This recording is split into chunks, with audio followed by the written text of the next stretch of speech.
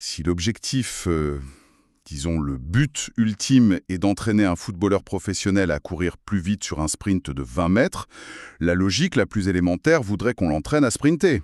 C'est très intuitif, en effet, on se dit tout ça. Ouais, c'est intuitif. Et pourtant, la science vient de démontrer que pour exploser littéralement sur un terrain, la méthode la plus efficace n'est pas de courir, c'est de passer 6 semaines à sauter sur place en tombant de boîte en bois.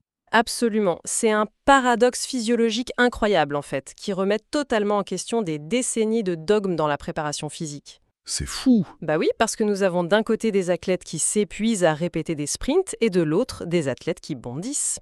Et au final, la biologie donne carrément l'avantage à la seconde méthode pour générer de la vitesse horizontale. Et c'est exactement le cœur de notre exploration aujourd'hui. Je suis ravi de plonger là-dedans avec vous. Nous allons décortiquer ce que l'on pourrait appeler le paradoxe du saut. Une très belle expression. Merci. On va faire ça à travers une recherche scientifique extrêmement pointue pour ceux qui nous écoutent. L'étude en question s'intitule, alors je lis le titre exact, The Effects of a Six-Week Plyometric and Sprint Interval Training Intervention on Soccer Players' Physical Performance. Titre un peu long, mais très clair. Exactement. Elle a été rédigée par les chercheurs Guanglai Yang, Wenzhen Chen, Dongkai Chi, Jiao Zhang et Zhengxing Men. Et ça a été publié en 2024 dans le très respecté Journal of Sports Science and Medicine. C'est une référence solide. L'objectif de cette équipe, c'était vraiment de confronter deux approches pour forger l'athlète ultime. D'un côté, l'entraînement par intervalle de sprint, qu'on va appeler SIT aujourd'hui, et de l'autre, l'entraînement pliométrique, ou PT. Voilà, le duel classique. D'accord. Alors, décortiquons cela. Parce qu'avant de comprendre comment un saut peut battre un sprint, il faut vraiment qu'on comprenne l'architecture de cette expérience. Qui a été testé et comment? Alors, en fait, les chercheurs ont recruté 30 joueurs de football masculin, tous de moins de 23 ans. Et ce détail de l'âge et du niveau est vraiment crucial. Pourquoi c'est si important? Eh bien, nous ne parlons pas de débutants ici. Chez un débutant, la moindre activité physique déclencherait des progrès spectaculaires. Mais là, ce sont des joueurs de championnat national déjà hautement entraînés. Ah, d'accord. Donc leur marge de progression est infime en fait. Exactement. Les forcer à s'adapter demande un stress physiologique majeur. Et ces 30 joueurs ont été divisés en 3 groupes de 10, le groupe pliométrie, le groupe sprint et un groupe de contrôle actif. Le groupe de contrôle, il faisait quoi, eux? Eux, ils se contentaient simplement de poursuivre leurs entraînements de football habituels, sans rien ajouter. Et j'ai noté un truc hyper intéressant dans la méthodologie. Ils n'ont pas simplement tiré au sort la composition des groupes. Ils ont opéré ce qu'ils appellent un apparement, c'est ça? C'est tout à fait ça. Ils ont équilibré les groupes selon le poste occupé sur le terrain, mais surtout, et ça j'ai trouvé ça brillant, selon le VO2 max de chaque joueur, donc leur consommation maximale d'oxygène. Oui, c'est une manière de s'assurer que sur la ligne de départ, les 3 groupes ont très exactement le même moteur, si on peut dire. La validité d'une étude repose entièrement sur ce genre de petits détails méthodologiques. C'est la fondation même de la recherche. Voilà. Et pour le cadre, l'intervention a duré 6 semaines à raison de 3 séances hebdomadaires, le lundi, le mercredi et le vendredi, et systématiquement entre 17h et 19h. Juste avant leur entraînement régulier, c'est ça? Absolument, juste avant d'aller sur le terrain avec le ballon. D'accord. Alors regardons d'un peu plus près ce que ces joueurs devaient subir. Pour le groupe sprint, le protocole SIT, c'était relativement simple dans le concept, mais brutal physiquement. Très brutal, oui. Des sprints maximaux de 5 secondes, suivis de 15 secondes de récupération et répétés inlassablement. En revanche, le protocole pliométrique, le PT, mérite vraiment qu'on s'y attarde. Oh que oui, c'est une autre paire de manches. On parle de squat jumps, de tuck jumps, où l'athlète ramène violemment ses genoux vers sa poitrine en plein saut, et surtout des fameux deft jumps. Ah, les def jumps. Pour ceux de nos auditeurs qui n'ont jamais mis les pieds dans une salle de préparation physique de haut niveau, qu'est-ce que c'est exactement un deft jump? Le def jump, ou saut en contrebas en français, disons que c'est l'arme de destruction massive de la pliométrie. En fait, le joueur se tient debout sur une boîte de 45 cm de haut. 45 cm, c'est presque au niveau du genou. Ouais, c'est déjà une bonne hauteur. Il se laisse tomber dans le vide, les 2 pieds en avant. Et le moment crucial, c'est l'atterrissage. Quand il touche le sol. Une fraction de seconde avant l'impact, Le joueur doit anticiper le choc. Il doit absorber cet impact mécanique brutal avec ses muscles et ses articulations.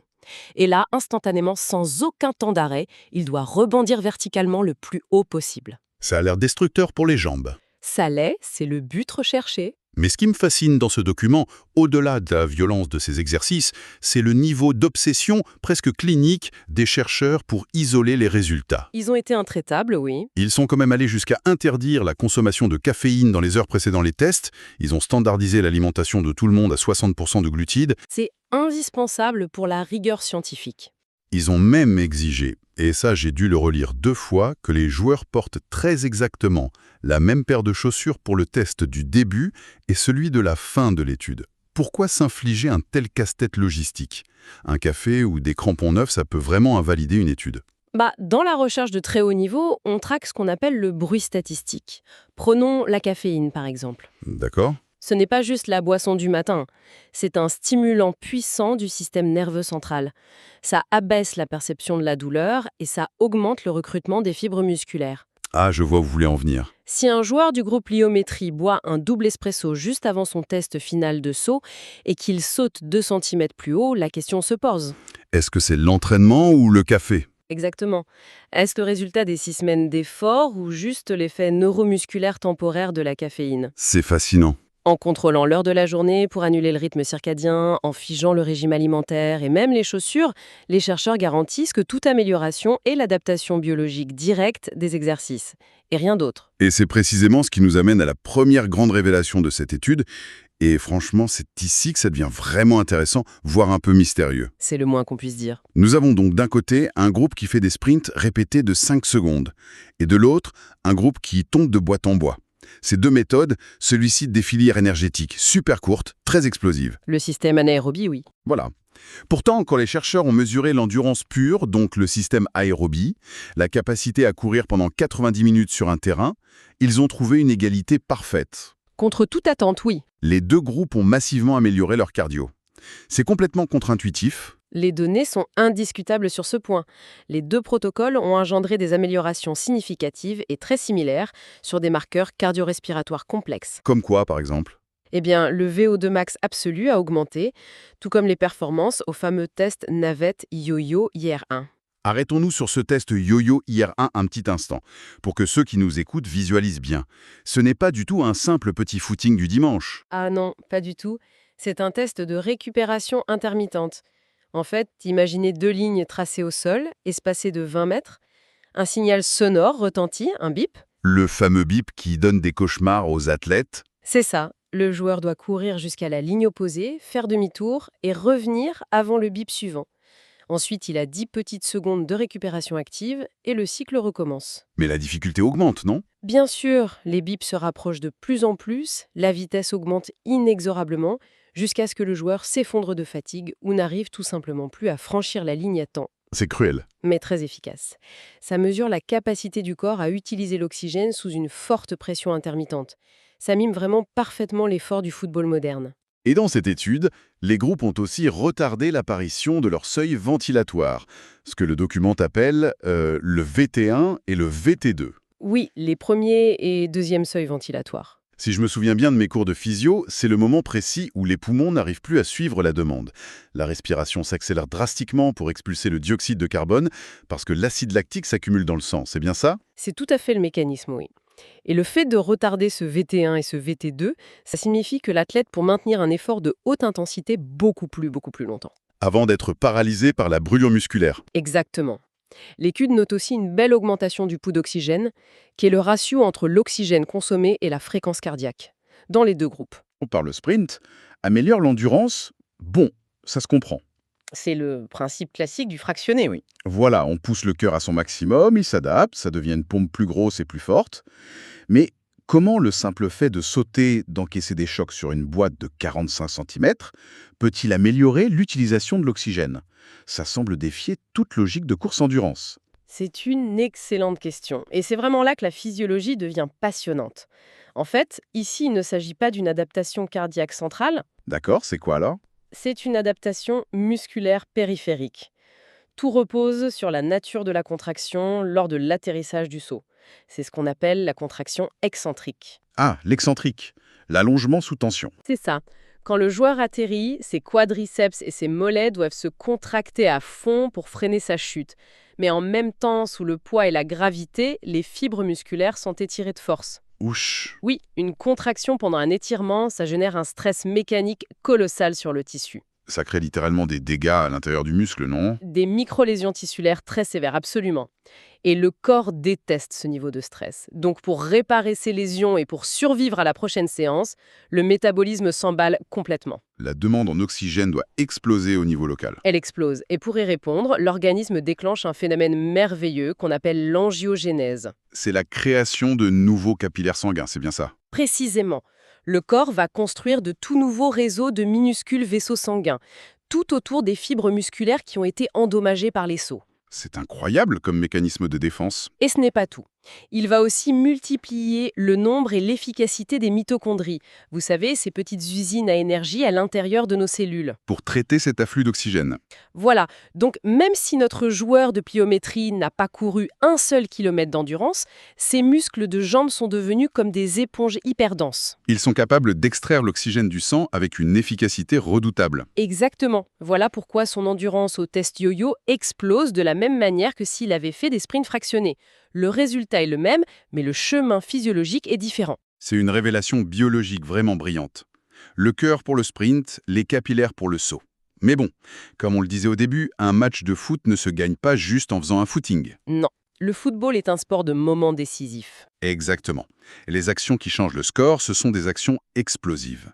Prendre de vitesse un défenseur, sauter plus haut que le gardien de but, changer de direction brutalement. L'explosivité pure. Et c'est justement sur ce terrain de l'explosivité anaérobie que la belle égalité entre nos deux groupes se brise.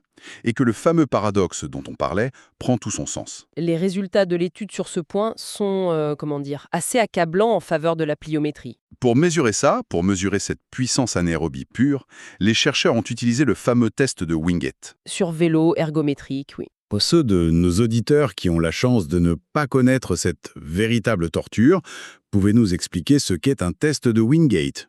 C'est sans aucun doute l'un des tests les plus redoutés en physiologie sportive. En fait, le joueur est assis sur un vélo statique. Après un bon échauffement, on lui demande soudainement de pédaler le plus vite possible. Jusque-là, ça va. Attendez. Une fois qu'il est à vitesse maximale, on applique brutalement une résistance mécanique colossale sur la roue, qui est calculée selon son poids corporel. Et là, ça devient un mur. C'est un mur, et il doit maintenir un effort absolu, maximal, pendant 30 secondes. 30 secondes, dit comme ça paraît court. Ça paraît court, mais à cette intensité-là, les réserves d'énergie immédiate du muscle, donc l'ATP et la phosphocréatine, sont vidées en quelques secondes à peine. Et les 25 secondes qui restent? C'est une lutte atroce contre l'acidose extrême. Ça brûle. Mais ça permet de mesurer la capacité maximale du corps à générer de la puissance sans utiliser d'oxygène. Et sur ce test de Wingate, mais aussi sur le saut vertical et la vitesse linéaire sur 20 mètres, le groupe pliométrie a littéralement écrasé le groupe sprint. Les écarts sont très nets, oui. L'étude évoque notamment ce qu'on appelle une taille d'effet, ou l'effect size, de 1,72 pour le saut vertical en faveur du groupe PT, contre seulement 0,92 pour le groupe sprint. Il faut vraiment contextualiser cette donnée statistique pour en comprendre l'ampleur. Oui, expliquez-nous ça, parce que 1,72, ce n'est pas juste un chiffre. En recherche, la taille d'effet mesure l'ampleur d'un changement. Pour vous donner une idée, un score de 0,2 est considéré comme faible. Un score de 0,8, c'est déjà considéré comme grand. C'est un impact majeur. Et là, on est à 1,72. Voilà. Atteindre 1,72, ce n'est plus simplement une amélioration. C'est une transformation radicale, totale du profil athlétique. Les chercheurs soulignent d'ailleurs que ça contredit certaines études antérieures, non? Oui, comme celle de Venegas Caro et de son équipe. Ils pensaient que le sprint et le saut offraient à peu près les mêmes adaptations de puissance. Mais cette nouvelle étude prouve le contraire avec éclat. Mais c'est ici que mon intuition se heurte encore à la réalité physique. C'est l'essence du paradoxe. Allez-y. Si j'entraîne spécifiquement un athlète à courir un sprint maximal de 20 mètres, comment est-il possible, à la fin, qu'il court moins vite que le joueur que j'ai entraîné à, disons, juste tomber d'une boîte sur place? C'est la grande question. Pourquoi l'entraînement par le saut surpasse-t-il l'entraînement par le sprint pour améliorer le sprint? Eh bien, l'explication ne se trouve pas dans la fibre musculaire elle-même. Il faut regarder plus haut. Ça se passe dans le système nerveux central. Le cerveau et la moelle épinière, donc. C'est ça. Et plus précisément, grâce à un mécanisme qu'on appelle le cycle étirement-détente, ou Stretch Shortening Cycle en anglais. Expliquez-nous cette mécanique, parce que c'est le point clé de l'étude. En fait, quand un athlète sprint, à chaque fois que son pied frappe le sol, le tendon d'Achille et les tendons de son genou s'étirent très brièvement avant de restituer l'énergie comme un élastique pour le propulser en avant. C'est le ressort naturel de la foulée. L'entraînement par le sprint améliore la technique de ce ressort, j'imagine. Exactement. Mais la pliométrie, avec ses fameux sauts en contrebas depuis une boîte de 45 cm, elle pousse ce système à son point de rupture. C'est-à-dire, C'est comme si vous remplaciez les amortisseurs classiques d'une voiture par des ressorts industriels gigantesques. Lors de l'atterrissage du saut, le tendon est violemment étiré par la gravité. et le système nerveux n'aime pas ça non plus. Il déteste ça. Le système nerveux perçoit cet étirement extrême et soudain comme un danger mortel pour l'articulation. Il craint la déchirure. Donc il panique, d'une certaine manière. Et pour protéger l'articulation, le système nerveux déclenche quoi? Un réflexe de survie. C'est exactement le terme. Un réflexe de survie. Il ordonne une contraction concentrique foudroyante, en recrutant instantanément toutes les unités motrices disponibles. Et surtout les fibres rapides, je suppose. Surtout les fibres musculaires à contraction très rapide. Le but, c'est de repousser le sol le plus vite possible pour arrêter l'étirement. Et à force de répéter ça pendant 6 semaines, bien, Avec 6 semaines d'entraînement, le système nerveux central finit par apprendre à utiliser ce réflexe de survie à volonté. Il devient ultra réactif.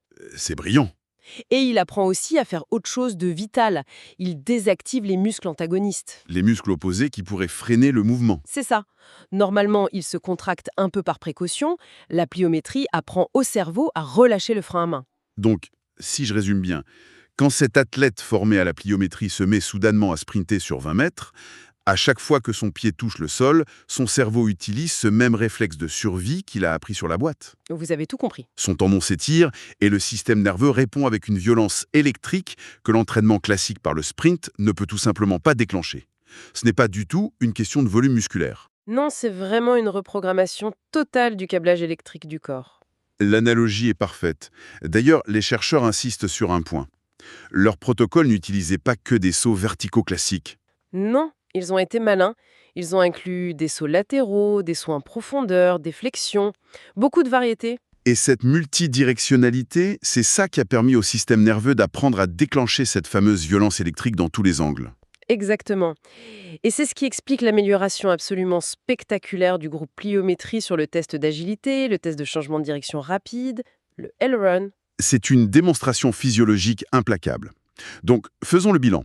Nous avons des joueurs qui ont un meilleur cardio, d'accord, et une explosivité neurologique terrifiante. C'est le combo gagnant. Et c'est un mais gigantesque pour la suite de l'analyse. Toute cette puissance brute générée en laboratoire, elle doit se traduire concrètement sur le terrain. Le foot, ça se joue avec un ballon, pas avec des capteurs électriques sur un vélo de laboratoire. C'est la réalité du terrain, la spécificité du sport. Et l'étude a cherché à savoir si cette superpuissance des jambes se transférait sur une compétence technique pure, à savoir la distance maximale de frappe d'un ballon. Et c'est la dernière grosse surprise dévoilée par les statistiques de cette recherche. Allez-y, dites-nous. Eh bien, les résultats montrent que la puissance pure n'a pas dicté l'issue. Les deux groupes ont augmenté leur distance de frappe maximale de manière presque identique. Vraiment identique. Oui, le groupe pliométrie a fait passer sa moyenne de 38,5 mètres à 42,1 mètres. Et le groupe sprint, quant à lui, est passé de 39,4 mètres à 42,7 mètres. Alors là, je vois une énorme contradiction. Ah. Laquelle? Si le groupe pliométrie a enregistré cette taille d'effet monstrueuse de 1,72 sur le saut, s'ils ont pulvérisé les scores de Wingate avec une force explosive largement supérieure, pourquoi cette puissance supplémentaire ne leur permet-elle pas d'expédier le ballon à 50 mètres? Pourquoi font-ils match nul avec le groupe sprint? Cette observation soulève vraiment un principe fondamental en biomécanique sportive. La puissance sans contrôle ou sans technique n'est qu'une déperdition d'énergie. La technique limite la force? Absolument. Frapper un ballon avec force, ce n'est pas un mouvement linéaire basique comme pousser une presse à cuisse en salle de muscu. C'est le résultat d'une chaîne cinétique extrêmement complexe. Oui, tout le corps s'engage. Le mouvement part du pied d'appui, il remonte par la hanche, engage la rotation du tronc, le balancier des bras, pour redescendre comme un coup de fouet jusqu'à la cheville qui frappe. D'accord, la technique agit donc comme un goulot d'étranglement. C'est exactement ça. En gros, c'est comme monter un moteur surpuissant de Formule 1 dans le petit châssis d'une voiture citadine. J'aime beaucoup la comparaison. Si la transmission ou l'adhérence des pneus n'est pas capable de suivre, le surplus de puissance du moteur ne servira pas à aller plus vite. Il fera juste patiner les roues dans le vide. C'est une image très juste. La maîtrise technique de l'athlète plafonne l'utilisation de sa propre force physique. Ce que les chercheurs postulent ici, c'est que les deux groupes ont développé suffisamment de puissance nouvelle pour ajouter environ 3 à 4 mètres à leur frappe. Mais pas plus. Mais pour aller au-delà, le groupe pliométrique aurait eu besoin d'un apprentissage moteur très spécifique. Il fallait qu'ils apprennent à canaliser cette explosivité neurologique inédite à travers l'angle de leur cheville et la rotation de leur bassin. C'est logique. Et l'étude mentionne d'ailleurs que le moment choisi pour ces exercices a été déterminant pour obtenir au moins ces quelques mètres de gain. Oui, rappelez-vous du protocole initial. Ces séances physiques très éprouvantes étaient réalisées entre 17h et 19h, immédiatement avant les séances de football sur le terrain. Ah, d'accord. L'intégration de la puissance s'est faite à chaud en fait. Exactement. Les joueurs retournaient taper dans le ballon alors que leur système nerveux était encore complètement stimulé par les sauts ou les sprints qu'ils venaient de faire. Ça a créé une sorte de pont neurologique. C'est ça. Ça a permis aux deux groupes de stabiliser leurs gestes techniques pour maximiser leurs gains récents.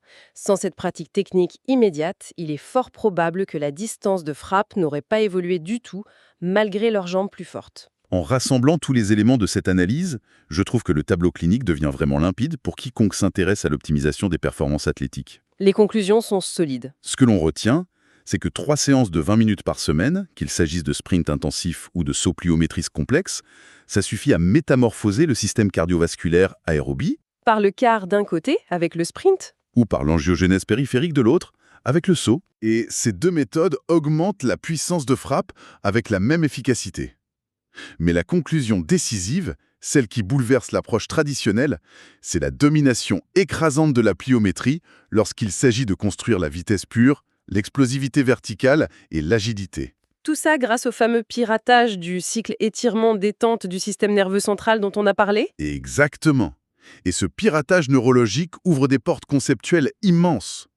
Si de simples atterrissages contrôlés depuis une boîte peuvent tromper le corps humain à ce point, au point de l'obliger à construire simultanément des capillaires pour l'endurance et un câblage électrique surpuissant pour le sprint, Les implications dépassent largement le cadre du football. complètement. Imaginons un instant l'application de ce principe à d'autres sports intermittents. Comment, par exemple, on pourrait restructurer la préparation d'un joueur de tennis ?